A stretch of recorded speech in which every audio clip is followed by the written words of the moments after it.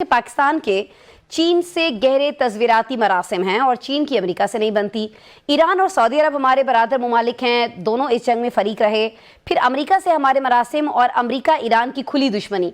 इसके बावजूद मैम आप नहीं समझती कि ये कमाल है कि पाकिस्तान सबके लिए काबिल एतमाद और सालिस ठहरा? बहुत शुक्रिया आपने प्रोग्राम में मुझे मदऊ करने का। मैम वाकई एक बहुत क्रिटिकल लम्हा है, ना सिर्फ खित्ते के लिए बट दुनिया के लिए। और अल्लाह का शुक्र है कि अल्लाह ताला ने पाकिस्तान की जो नेक नियति की साज़ी थी उसको जो है कामयाब किया। और आपकी बात दुरुस्त है कि आपने शेर और बकरी को इकट्ठा कर लिया। चीन और अमेरिका की बात है तो शायद आपने सुना हो कि president Trump is planning to visit China. तो president Trump is redefining actually all the relationships. ठीक हो गया, लेकिन मैम अगले 14 रोज जो हैं वो भी बड़े इंपॉर्टेंट हैं, खासतौर पर जब हम इस जंग को लेकर बात करते हैं, इस जंगबंदी को लेकर बात करते हैं। लेकिन क्या आप ये समझती हैं कि जो 2 हफ्ते हैं ये मुस्तकिल जंगबंदी के लिए नतीजा खेज होने के लिए काफ़ी होंगे?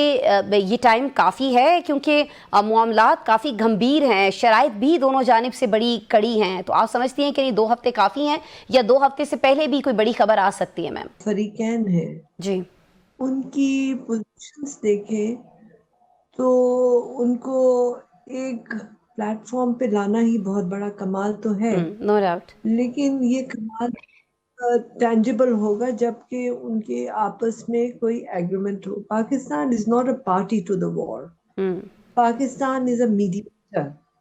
हम उनको इकट्ठा बिठा सकते हैं, लेकिन जंग किस तरह से खत्म होनी है और उसके आगे क्या इकदामात लेने हैं कि एक पायदार अमन हो इस खित्ते में, जी जी उसके लिए बहुत सीरियस जो है वो स्टेप्स लेने होंगे तमाम फरीकैन को।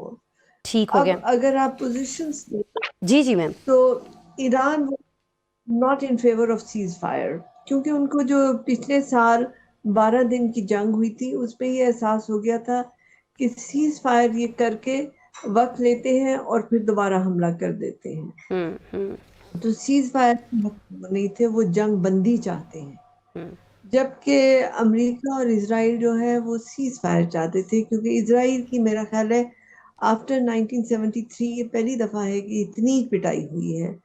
और उनको जो है अब वो जो उन्होंने अपना एक मिथ बनाया, मतलब सबसे बड़ी बात जो इस जंग में हुई है वो इजराइल की मिथ बस्टिंग हुई है। इजराइल की बस्टिंग तो हुई है, और उन्होंने जो अपना मिथ, जो उन्होंने अपनी डिफेंस फोर्सेस को इनविंसिबल किया हुआ था, जो उनका डोम ऑफ डिफेंस को वो इनविंसिबल किया हुआ था, वो सब उसके परखचे उड़ गए।